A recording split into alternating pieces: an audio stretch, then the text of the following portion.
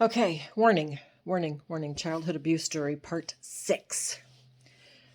So, my baby sister's about 7 or 8 months old. I have her on my lap. You know, she keeps reaching for my bowl, so I give her a thing of my peanut butter crunch cereal. My mother just starts going ballistic on me, right? She's like, "What are you doing? You're not supposed to do that to a child."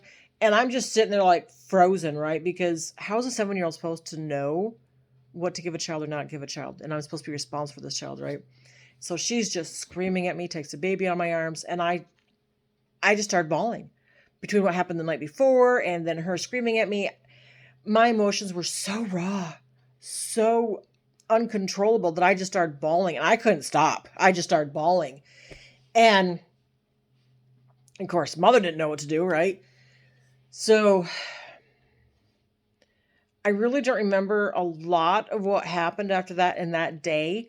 In fact, weeks, I couldn't even tell you what happened on a monthly day or daily basis, monthly basis, much less a yearly basis. I really couldn't.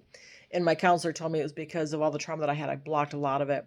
So time frame, I know nothing about. But I do know that between the ages of 7 and 11, that type of abuse continued. And don't get me wrong, I had the verbal abuse, I had the mental abuse. You're so stupid. Why can't you be more like your sister? Why can't you be smart? Why can't, you do this? Why can't you do that? The clothes I wore, I did not buy my clothes. She bought my clothes, right?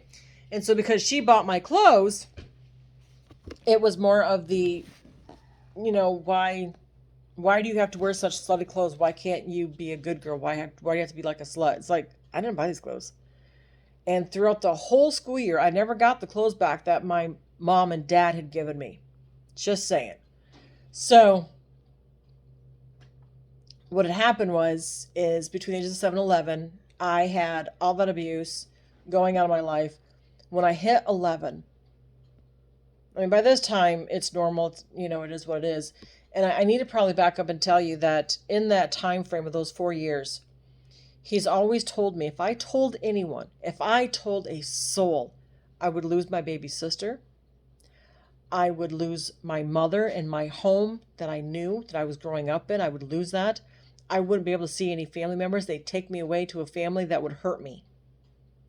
Now, as a 7-year-old child, hearing that for like 4 years of your life, you kind of believe that stuff after a while. So I never told a soul what happened. No one knew what happened. No one knew. Not anyone. Not my siblings, not my mother. I don't know if she knew or not. I'm assuming she didn't, but it's hard to say because they weren't sleeping together.